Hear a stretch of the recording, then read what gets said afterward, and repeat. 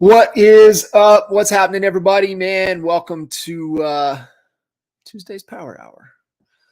Got cuz Kinder. Hopefully, he might be jumping in with us here in a little bit. They're off in Nashville. Got EXP Sprint going on this week, so I'm gonna be hanging out with you guys for a little bit this morning. And like I said, if he jumps in with us, that'll be an added bonus.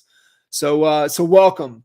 Power Hour Q&A. If you got any questions, anything on your mind, throw it into the comments in chat, and we will unpack it to the best of our ability, and if not, point you in the right direction. So cool. Hope you guys are doing fantastic. Here we are coming out of Q1, sprinting hard here into Q2. Hopefully all of you have been able to take a little bit of time and get clear on the direction, the priorities, the focus over the next 90 days that you're going to sprint into halftime with.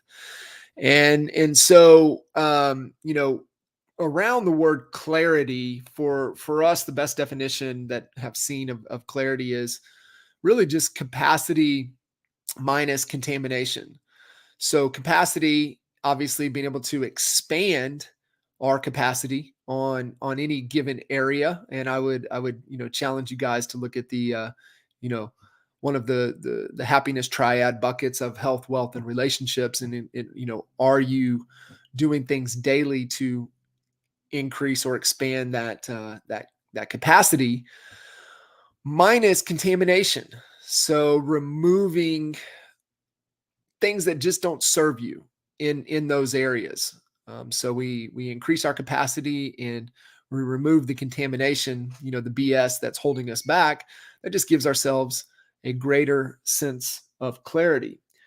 So I do have one question for you guys. I want you to think about, and I would love a little feedback, a little participation, if you don't mind. What would be the benefit for you becoming a better owner, a better leader, a better skill set of growing your business? What would be the benefit? This is the interactive part of this morning's conversation. So throw it into the comments. What would be the benefit of you becoming a better owner, a better operator, a better leader, increasing your capacity and increasing your capabilities around learning how to grow your business? Y'all just lurking? You're not willing to answer? Don't want to throw it in there? Throw it in the comments. What is the benefit? Would love a little interaction for you guys that are tuning in. So the question is, what is the benefit? What would the benefit of becoming a better owner, operator, leader, increasing your capabilities, skill set to learn how to grow your business? Okay. Response, respect from employees, security, freedom, better legacy, growing yourself. Awesome.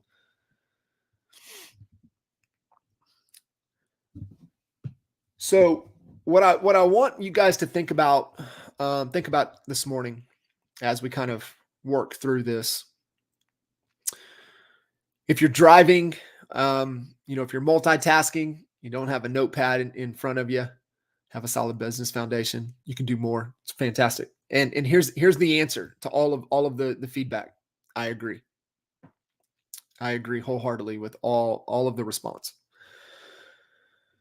So one of the things that we have to realize is that when you live kind of in a straight line kind of world where you're clear of where you're at and you're clear where you want to go, there's constraints along that way.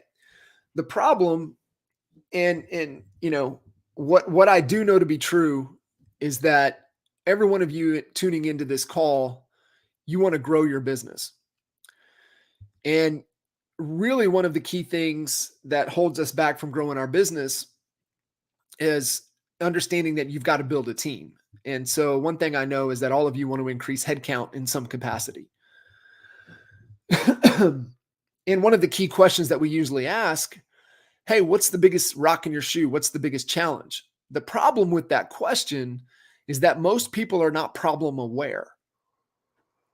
They're not problem aware. So what are you doing to create an awareness? What are you doing to create awareness around that this individual has a problem, right? So if you guys are tracking with me and you believe kind of what I believe, I just believe most people don't really know that they have a problem. In the past, we've talked about the recipe for change.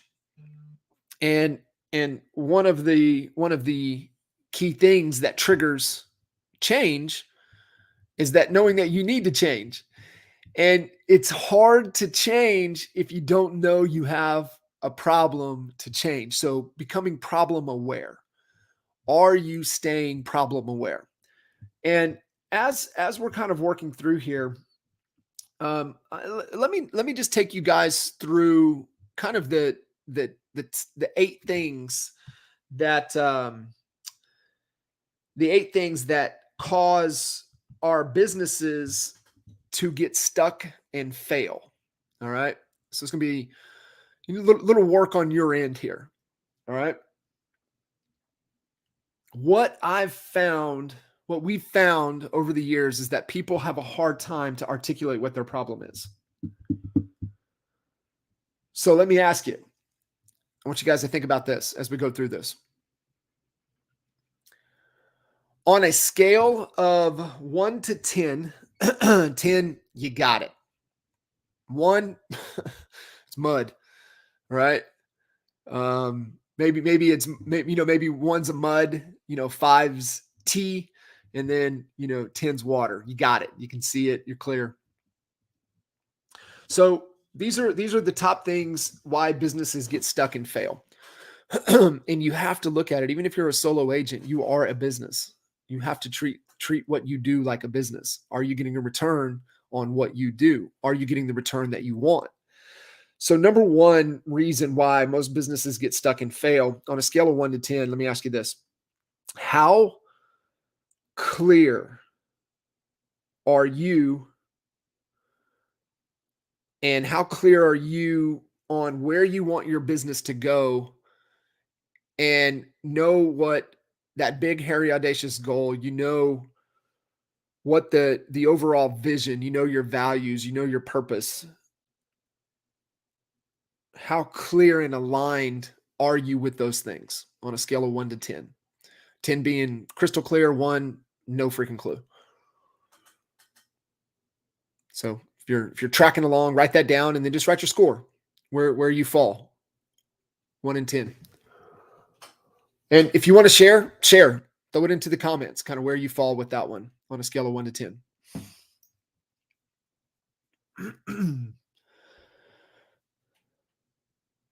Number two reason why our businesses get stuck and fail on a scale of 1 to 10, I got this dialed in. 1, none. I have nothing coming in. Around enough people wanting what you're offering. Are you creating enough demand? 10, hell yeah, I'm creating more demand than I can handle. 1, man, I don't have enough people. I need more people. Scale of 1 to 10. What's the demand for what you're doing? Number 3. 10, I have got the right plan. To 1, I have no clue what I'm doing.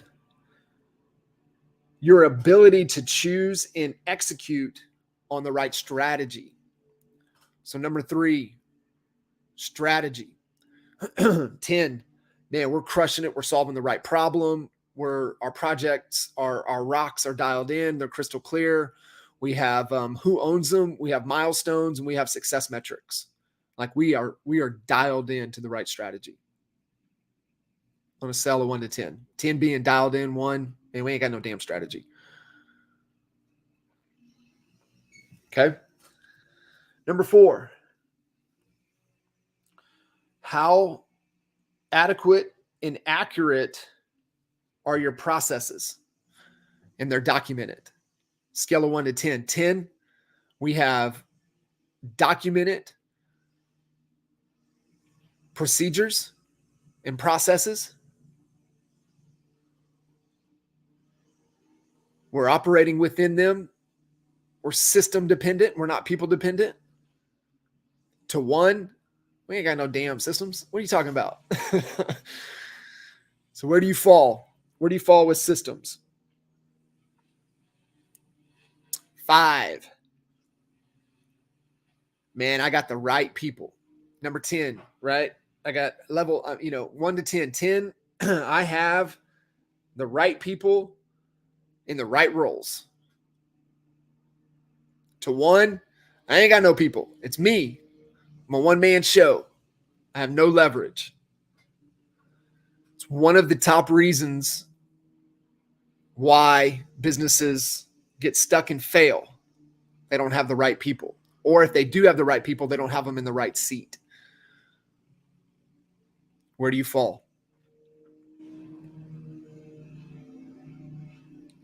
Number 6, how clear and consistent is your communication? How clear and consistent is your communication? 10, crystal clear. We consistently, we're in rhythm. We're pulsing at a high level. We have morning huddles. We have, our weekly, touches, meetings, end of day reports. We have space for feedback. We are communicating at the highest of levels. 10. 1, we don't even talk. We don't talk. So where do you fall with communication?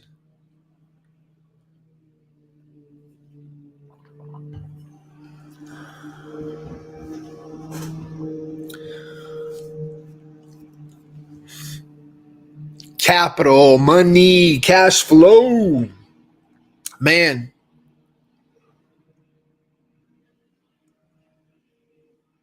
Ten, we have great cash flow. We're healthy. We've got more than 2 months of core capital.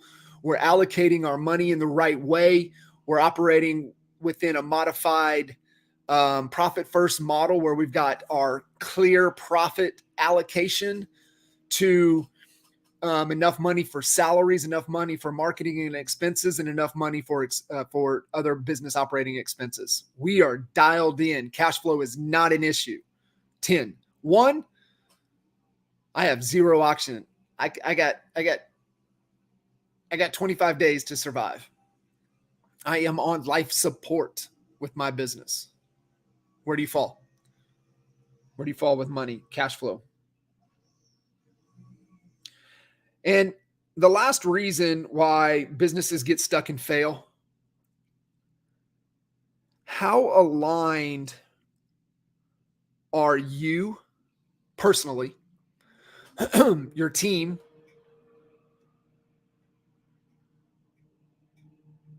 your clients? How well aligned are the goals? 10, we're on point. My life, my sacrifices, my commitment, my team sacrifice, my team's commitment, our clients, their goals, our company's goals, our promise, the promise we can deliver is aligned. 10. 1, I hate this. This is not what I want to do. These are not my goals. And what I mean by that, guys, and this is really, really important, it's just that alignment is that if you want to build a multi-million-dollar business, but yet you're not willing to put in the effort to make it possible. You're not willing to commit to learn how to lead. You're not willing to commit to learn how to manage. You're not willing to commit to learn how to hold people accountable. You say you want to do this, but your actions, your calendar is not aligned. You're not aligned. And it's a reason why businesses get stuck, and it's a reason why businesses fail. Okay? So let's go back through our list. Make sure you have your scale of 1 to 10.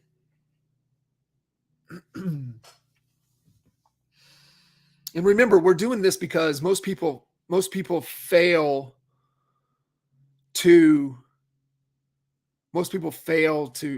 have an awareness or articulate what the real problem is.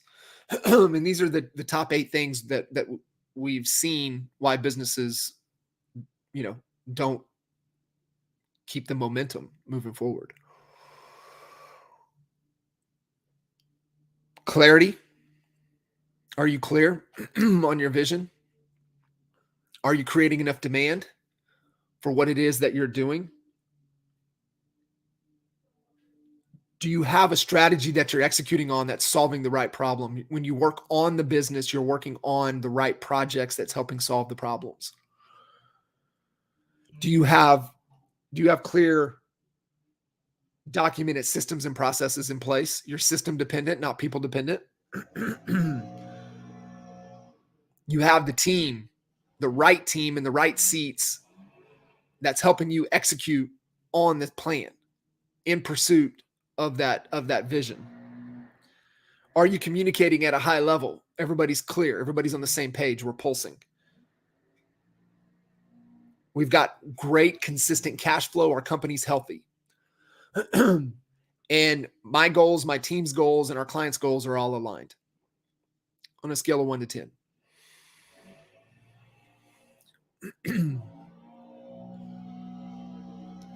And if you guys have any questions, feel free to throw them into the comments. Kyle, I'll come back around, buddy, and I'll give you some insight on that. Okay. So 10, you have a high ability in around of one of those things. 1, you have a low ability around in those things.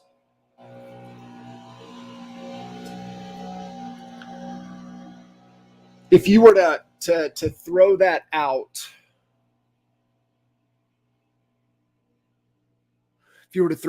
and put it in kind of a little axis, and we've all done this exercise, right? It's the wheel exercise. And if you were to throw that out, is that a round? Do you have a round wheel, or do you have a flat tire?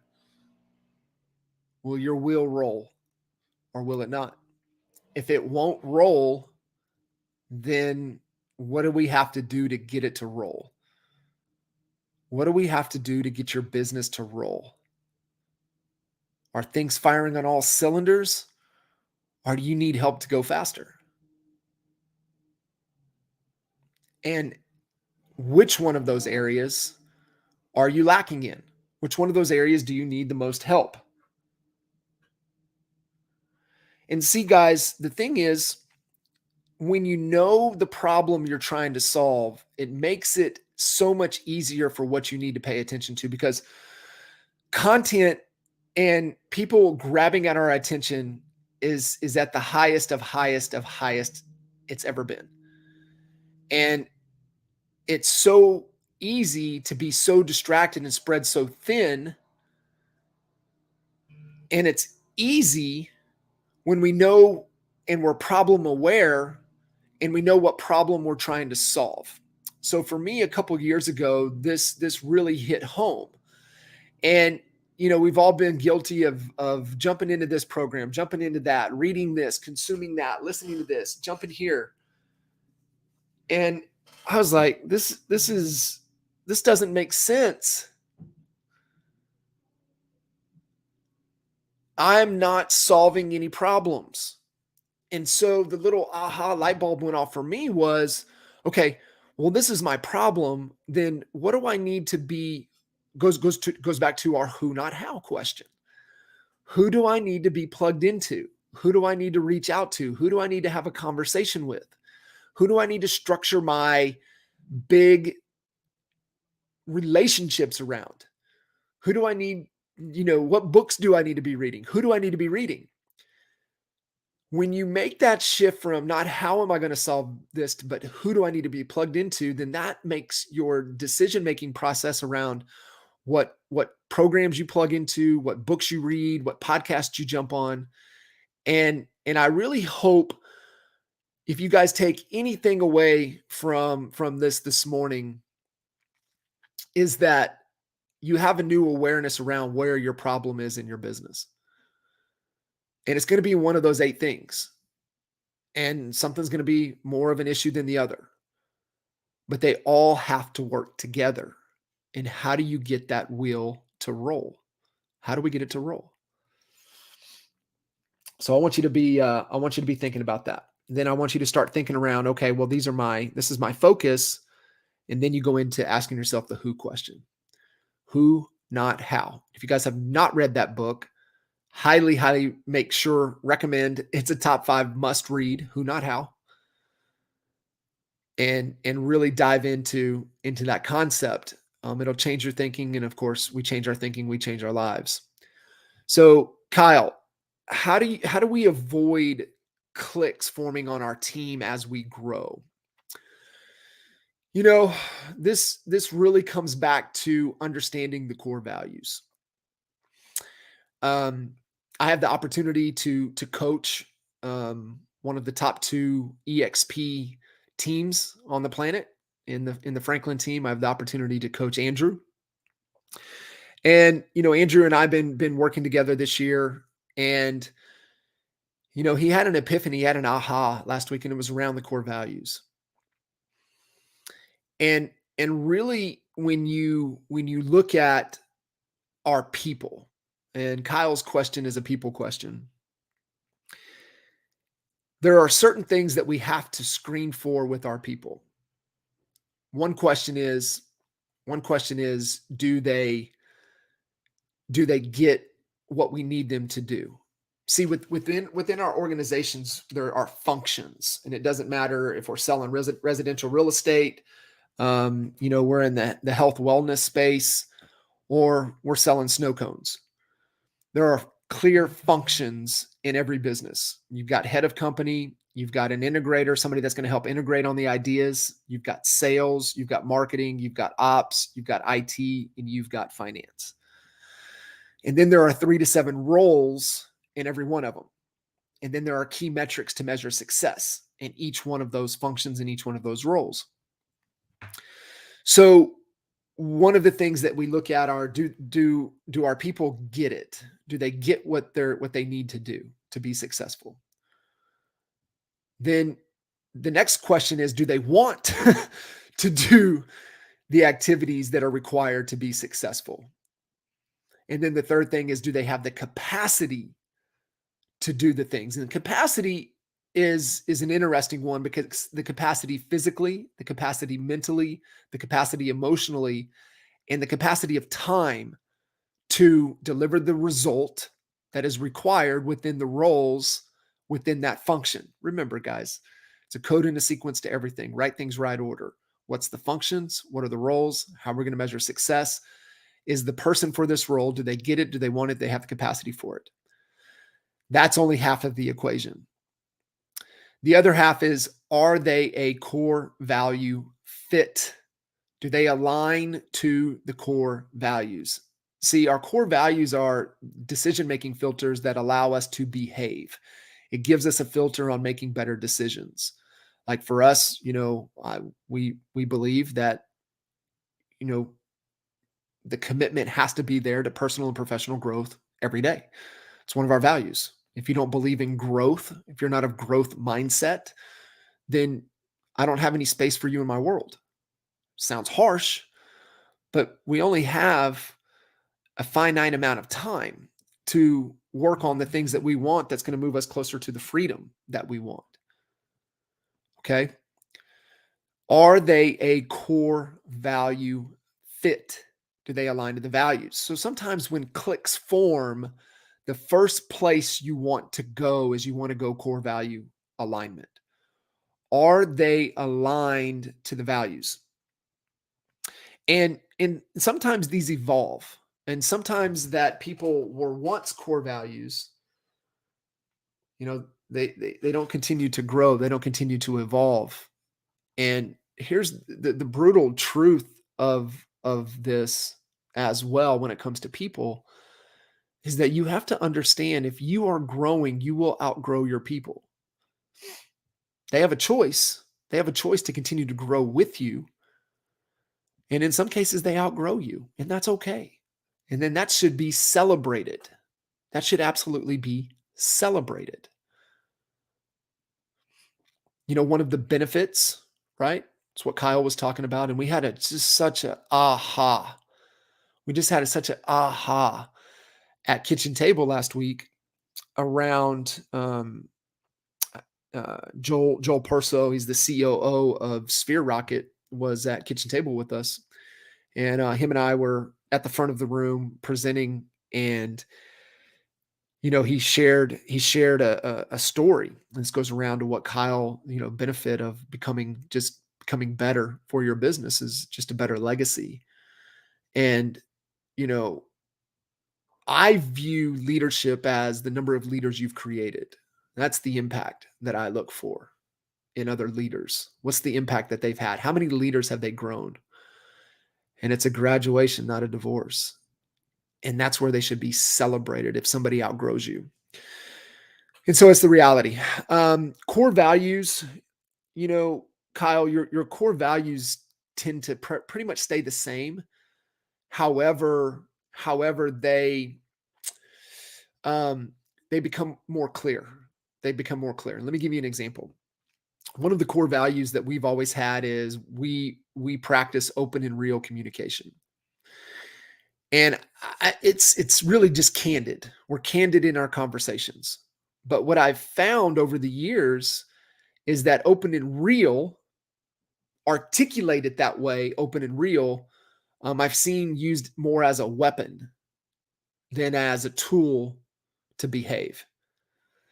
And the example is, candid in your conversation, but you come at your approach is really kind of douchey, kind of as a douchebag. And then they always jump back on well, I'm just being open and real. No, you're not.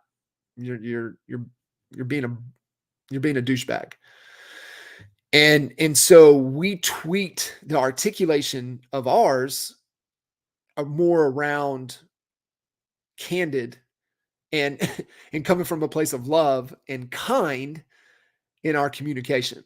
And there's a right way to go around it. And then we're able to coach, lead, and train to that, right? So we believe in kind, open communication, but you have to do it through permission. You have to get somebody's permission to have that tough love, heartfelt, candid conversation.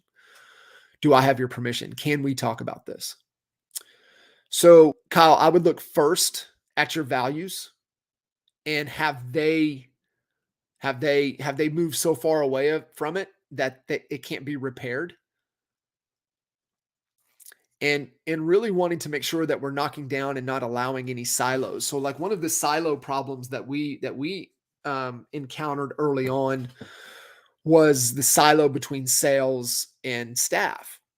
And, when you build a team model, the staff is there, the administrative team is there to support sales, so sales can just do sales. And they don't understand how they work together for the greater good of the team, of the organization. It's not about the staff. It's not about the sales team. It's about the company and the impact that we're having for our clients and the experience that we're trying to deliver. And so there's probably some coaching and some training around that, coming back to the vision, who we serve, how we serve them, what our overall objective is, our purpose to our community. And community doesn't, don't tie into geographical. It could be, the community of your agents, community of your team. And when that does happen, you have to go into train mode. You have to go into awareness, right? People cannot make a change if they're not problem aware. So you want to start there first. You want to make sure that they're aware of what the values are. You want to make sure that they're aware that they're creating silos. And then you want to coach to why silos do not help the overall objective of the organization. We cannot work in silos. We have to work well together. And for the overall good of our objective, of our community, of our business. Now, when they're aware, once we have awareness, we have choice.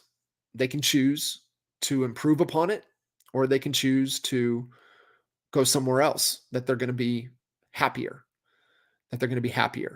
So you get around the values, you're talking about it, understanding why the values align to who we are. And then, then you run it through the other side. Do they get it? Do they want it? Do they have the capacity for it? Also, sometimes too, Kyle, what happens is that they no longer want it. And, it gets a little clicky that way. So you just gotta kind of run it through a couple of those check those boxes, but always go to the core values first. That things get harder as the team headcount gets larger. Yeah. It's scary, right? Growth. And then now you feel that you're taking on this burden of responsibility for their success. And that's a slippery slope, because the slippery slope, if you feel you're responsible for their success, then that becomes an expectation. And anytime that we have an expectation, we're going to be let down 100% of the time. And so as we continue to grow, then we just have to understand and help that individual understand the function they're serving, the roles they're responsible for, and how we are going to measure success in our agreement of working together. And at that point, are they willing to commit to doing the work that is required to meet that standard of success? If not, cool. Do you have another role for them? Do you have another adjustment? Can you move them here? Or can you move them into another opportunity somewhere else? So you have to look at that. And I think that where the limiting belief comes in is that you're trying to carry the burden of all the responsibility for their success. And that's not true, because it's impossible. It really is impossible. You're responsible for creating the framework and the structure for them to achieve their goals. And then you just have to make the decision, are their goals in alignment to your standard of success in that role? That's it. And if not, cool. You can love them as a human. Hey, let's go grab a beer, but I wish you the best. Maybe I can make a connection, or I can make a phone call for you to get you in a place to where you're going to be the happiest. It's about being happy. And so we have standards within our business, and people have to be willing to commit to the measurement of success to achieve that standard. If not, cool. We'll go find somebody else that is, for sure. Cool. Hopefully that gave some insight and some clarity. Are you now problem aware? Are you now thinking about solution oriented? See, when we become problem aware, what happens, and this is the power of vision boards. If Kyle and I were having a conversation and Kyle goes, "Hey man, man, I'm really thinking about getting this new black Escalade." Guess what Kyle's going to start seeing? Black Escalades everywhere. That's the same thing with our business. When we're problem aware, our reticular activator fires, and we go into seek solution to solve that problem.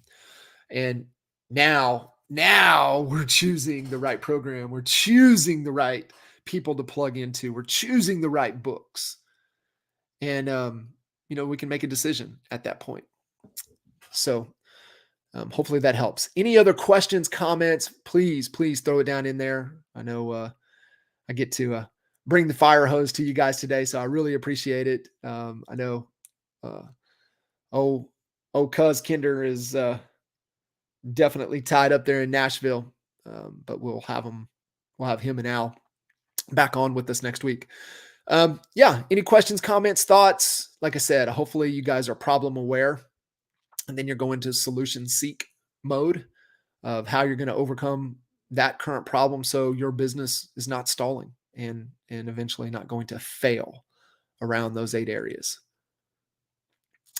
Anybody else want to share kind of where they're stuck? Maybe some ideas to help them get unstuck. So Michelle, I know you threw a 1. I don't know particular which one that was. Lindsay, you threw a 3. If you guys, what is that? What is that one area? Maybe we can throw out some ideas, for being so low in there that can help you. Maybe some tools, some resources to where you can take that 1 and let's get it up to, let's make that jump. Let's get it up to 6, 8, 9 on our way to 10.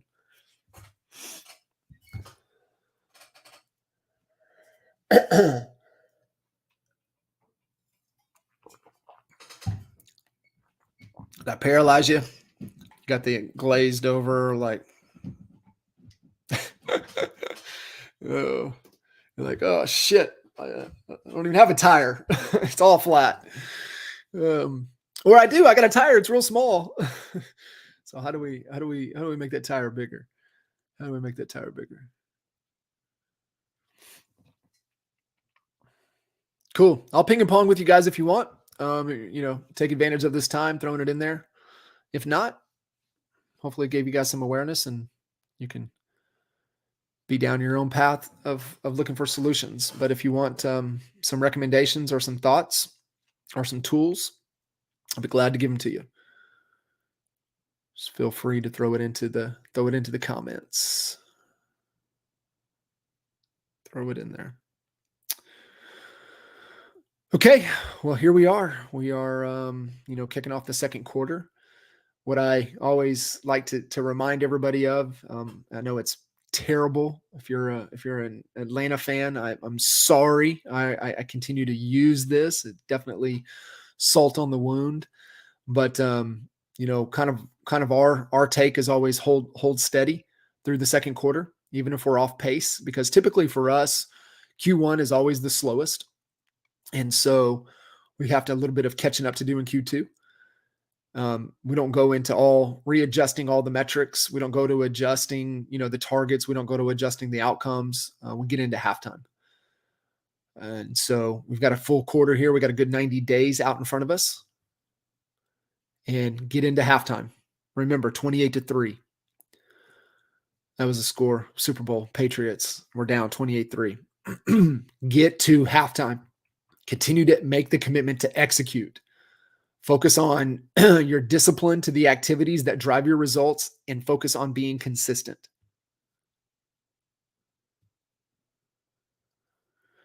Yeah, I would say clarity report, Kyle. I will get that to you. I will get that to you for sure. I'll have a new link for all of you guys this week, but Kyle, I'll send you over the clarity report. Yeah, back to the grind. I mean, it's it doesn't necessarily have to be, from a grind, but it's really just the commitment to the activities that drive our results. And you don't know what those activities are until you know your function, your role, and you know how you're going to measure success. And, as your function changes, as your roles change, so does your measurement of success. For me, all I'm focused on is leading, coaching, and creating content. And I build the team around me to allow me to just do those 3 things: to lead, to coach, to create content. And, hopefully you guys are plugged in, sucking up all the content that is being thrown out there. If not, subscribe to the podcast and, check out our YouTube channel. We're at John Kitchens Coach everywhere. The YouTube channel, tons and tons of content. Actually, this call right here is on the YouTube channel, streaming live to YouTube right now. So it'll be there if you want to go back and rewatch it. And then, man, we drop a new podcast every day, Monday through Friday. So if you guys aren't subscribed to the Coach Code podcast, I would love for you to head over there and wherever your podcasting platforms take place. So yeah, Kyle, I'd go clarity report. I think too, kind of what we talked about being clear on your core values, being clear on your freedom, I think is really helpful.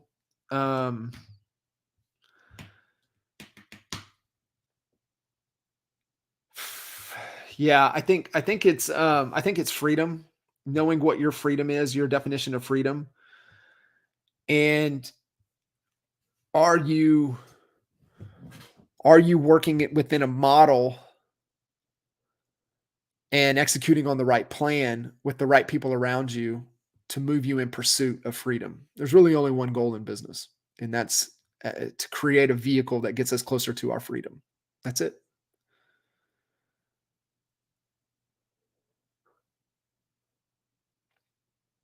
Thanks for sharing that one. I've actually got an updated one. So, but you can take that one, or you can message me and I'll send you an updated one. Your choice. It delivers the same results. We just made it prettier. That's it. Whatever you want to do. Yeah, I think it has to come around there. I really do. I think it has to really making sure that you're doing what it is that you want to do. I think it comes down to as well, Kyle, and this is for everybody listening in. Why do you want to do this? For you personally? What's in it for you? So you got to look at it three ways. What's in it for you is number one.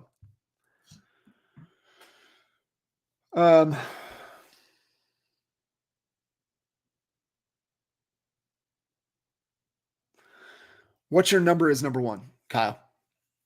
And you're close, bud. You're real close. You've got a great, wealth plan.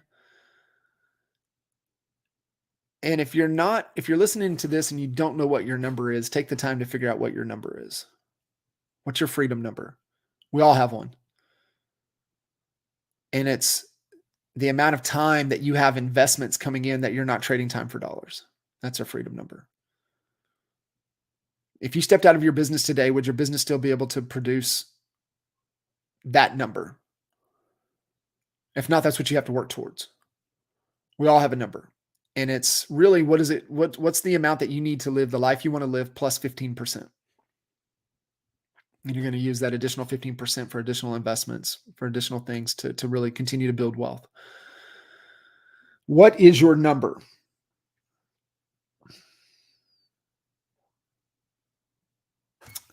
Why? Why? And what I want you to think about in the why piece is what's in it for you? What's in it for you? Yourself. Man, love to be able to have this to help me produce, X number of investment properties. Hey, I would love for it to do X. I would love for it, take this trip. I'd love for it to, get this new house. Selfishly, what is in it for you? Next, why is this important for the people the closest to you, your team, your inner circle? Why is it important to hit this number, for this business to be successful, for this career to be successful? Here's why it's important for me. Why is it important? Who's it important for? Why is this important for my team? And then the final, why is this important for my community?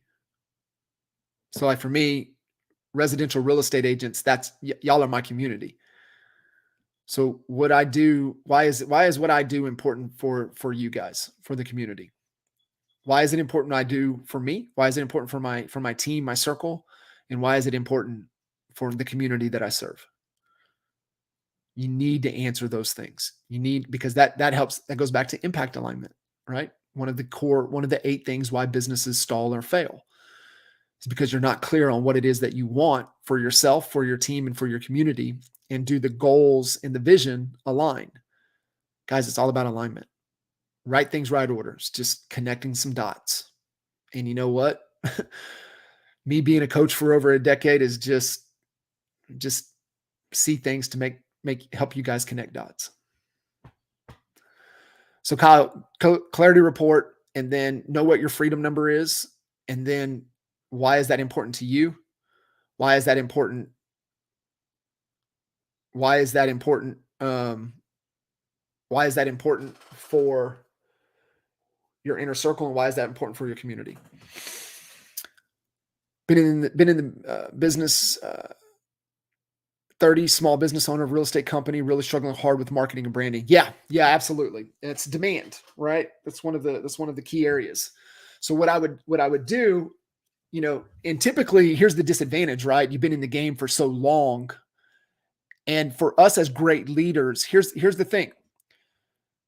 You've got to be able to see the forest, and you have to be able to see the trees. You've got to be able to see both, and you've got to know how to see both. And so sometimes when we've been doing something for so long, we haven't disengaged to be able to see it, right? It's hard to see the picture when you're inside the frame. And so where you have to go is you have to go who, not how. Who do I need to connect with to build? Who do I need to connect with to get better at marketing and branding? Who do I need to plug into? What I would tell you from a branding perspective, the best in the game, I am a little biased, but I'm just being straight up. Best in the game is Holly Kitchens. Lindsay's, I think, tuning in here. I think a lot of these people tuning in here would agree. So if I need a brand consult, I need a brand overhaul, I need direction on where my big pieces of content need to be, what it needs to look like. My who is Holly, HOLLIE, Kitchens, KITCHENS.com. My who for marketing has to be, who do I need to plug into that's going to allow me to develop the capabilities and skill set to where I can become a better marketer. Here's what I believe. I believe you have to build a marketing agent. I believe you have to become a marketer that just happens to sell real estate. It's a distinction. It's a slight flip, but it is an important distinction. It is an important flip. See, branding is your resume. It's awareness. Marketing, call to action. How do you get in front of people and let them know what you do and help them create an awareness that they got a problem and that you can help them solve their problem? So who do you need to be studying with? And here's the thing. One of your responsibilities as head of company, you're always head of marketing. Even if you've got somebody in the head of marketing seat, you are still the one that makes sure you drive marketing. See, marketing is a part of strategy. It's part of your plan. And it's something that you never truly master. It's something that you're continuously working on your craft, like leadership. You're always working on becoming a better marketer. You're always working on becoming a better leader. That's why I said, what do? I lead, I coach, I create content. I focus on marketing. Those are my three things. If 70% of my working time is not on those three things, then my team knows, I know I'm not spending enough time on the things that matter. So if your brand's off, get with Holly. If your marketing's off, who do you need to plug into? Where are you off in your marketing? Are you off in your offer? Are you off in just your visibility? And so a good web designer, I would say, do you have somebody that can create landing pages and understands automation that can also have, or who do you need to connect to that can help write copy? You know how I found that person? It all became a who. I reached out to Justin Nelson at Sphere Rocket, told him my problem. I said, can you find me a who? And he said, this, and this I can, yes. And he did. The best hire I've ever made. She is an absolute, she's my right hand. She's a rock star. She's amazing. Change our thinking. Who, not how. Who do I need to be connected with? If your branding's off, you need brand consult, growth, positioning. There's nobody better in the game than Holly. Promise. Second, who do you need to connect with? Who do you need? Who do you need to be plugged into? You need to know where you're off. Most of the time, your offer is off. You don't know how to position what you do. You don't know how to articulate what you do. One of the best books, musts out there is Alex Hormozi's book, $100 Million Offers. Okay. If you have not read this book, you have to read this book. You have to go through the exercise. You have to do the work. And if you need help around there, find a who that can help you get there. Find a who that can help you get there. Okay. Remember, as great leaders, we've got to be able to see the forest and the tree.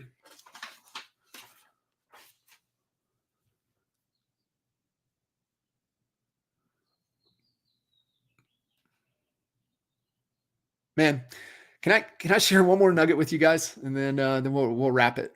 Hopefully you guys have found value in this. If you have, throw in the comments. Give me a hell yes. Give me a hell yes. If you guys, you rode with me to the end here. If you got some value out of today, you got some distinctions, you got a little bit of, problem aware. Give me some hell yes. Let me know that I'm just not talking to myself here. I'm going to give you this. My brother-in-law, incredible human being. He's actually retiring this week. 36 years at Walmart, running regions. I forget how many billions he's responsible for in the Walmart world. He's retiring, going on to a bigger opportunity. Super, super excited. Tremendous leader. And he shared with me what he looks for in his leaders.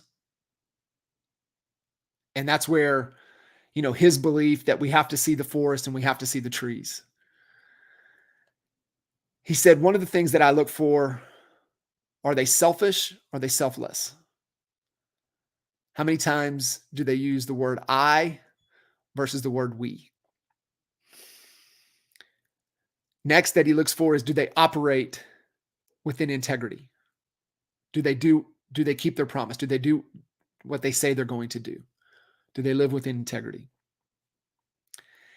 And then the final thing, he said,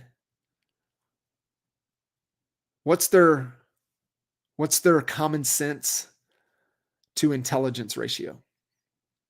See, common sense is simple. Overthinking things and making it too complex is not. To be a great leader, we have to make things simple. We have to operate within integrity. We have to be selfless.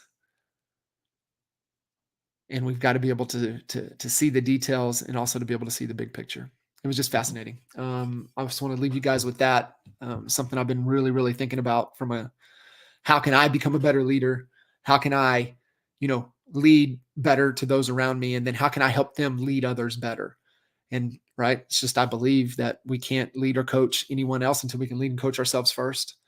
And so hopefully you guys got a ton of value out of today. Appreciate y'all. Thank you so much. And hey, make sure we're locked in your calendar. Usually it's Kinder and myself. We throw Al into the mix every now and then. We come to you guys at 11 Central every Tuesday. Lock it in the calendar. And I can't wait to catch up and see you guys again next week. Let's get after it.